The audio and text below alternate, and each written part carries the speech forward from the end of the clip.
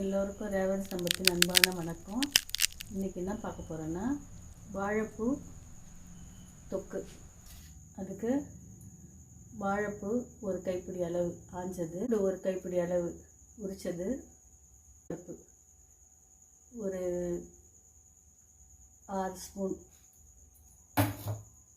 15 மிளகா, தேவையான அளவு உப்பு, ஒரு எலுமிச்சம்பழ அளவு புளி. இதையும் நம்ம சேர்த்து வதக்க போகிறோம். அதுக்கு கடாயில் எண்ணெய் ஊற்றிருக்கேன். எண்ணெய் காஞ்ச உடனே நம்ம இப்போது முதல்ல உளுத்தம் பருப்பு சேர்த்துக்கலாம்.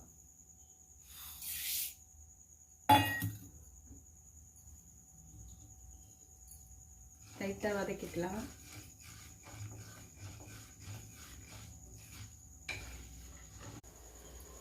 உளுத்தம் பருப்பு லைட்டாக சிவந்த உடனே நம்ம இப்போ மிளகாயை சேர்த்துக்கலாம். இது ஒரு 15 மிளகாய் எடுத்துருக்கேன், அதை சேர்த்துக்கலாம். உங்களுக்கு காரத்துக்கு ஏற்ற மாதிரி போட்டுக்கலாம். இது லைட்டாக சிவந்த உடனே நம்ம இப்போ புளியை போட்டுக்கலாம்.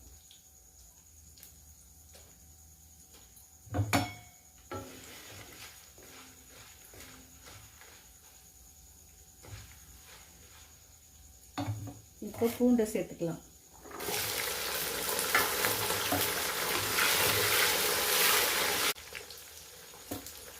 உப்பு சேர்த்துக்கலாம்.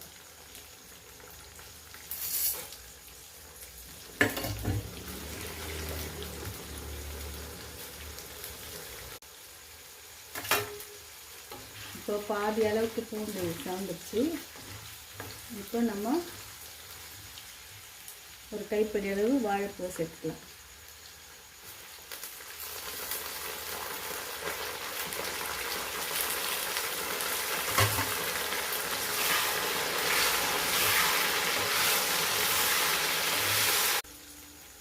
பாருங்கள், இதெல்லாம் நல்லா வதங்கிடுச்சு.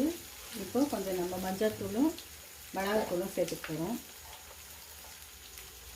வாழைப்பூ வந்து துவர்ப்பு தன்மை உடையது, அதனால் மஞ்சள்தூளும் மிளகாத்தூளும் சேர்த்துக்கிட்டால் நம்ம அந்த துவர்ப்பு வந்து இருக்காது.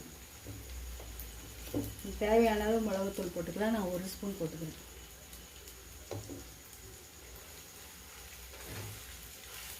இதே வதங்கின பிறகு நம்ம ஸ்டவ் ஆஃப் பண்ணிட வேண்டியதான். ஆறின பிறகு அரைச்சிட்டு அதுக்கப்புறம் நம்ம தாளிக்க போகிறோம். ரொம்ப சிம்பிளாக இருக்குங்க, நல்லாயிருக்கும், செஞ்சு பாருங்கள். அடுப்பு ஆஃப் பண்ணிடுவேன். இப்போ மிக்ஸி ஜாரில் அரைச்சி எடுத்துன்னு வந்தாச்சு. இதை கடுகு, உளுத்தம்பருப்பு, கருவேப்பிலை போட்டு தாளிக்க போகிறோம். இந்த மாதிரி அரைச்சா போதும்.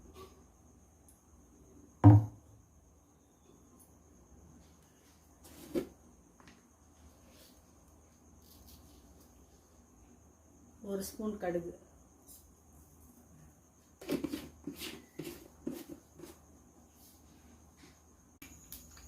கடுகு பொரிச்சு இப்போ உளுத்தம்பருப்பு போட்டுக்கணும்.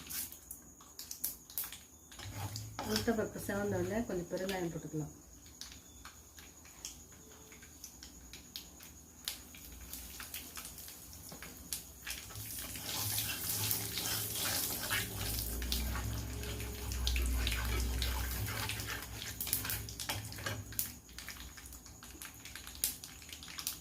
ஒரு கைப்பிடி அளவு கருவேப்பிலை சேர்த்துக்கலாம்.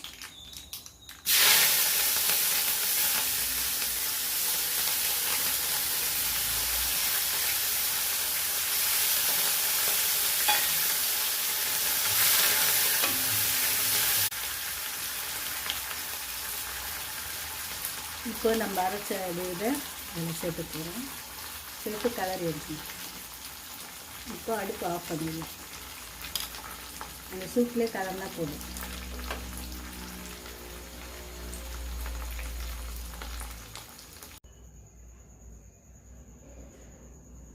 வாழைப்பூ தொக்கு ரெடி ஆயிடுச்சு. அது தோசையோடு சேர்த்து சாப்பிட போகிறேன். பாருங்கள்.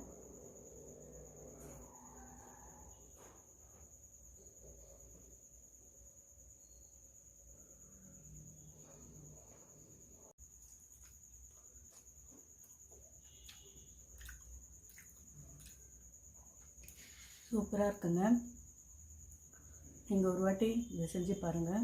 இந்த வீடியோ உங்களுக்கு பிடிச்சிருந்தால் லைக் பண்ணுங்கள், சப்ஸ்கிரைப் பண்ணுங்கள், ஷேர் பண்ணுங்கள். தேங்க்யூ ஃபார் வாட்சிங். வாழ்க வளமுடன்.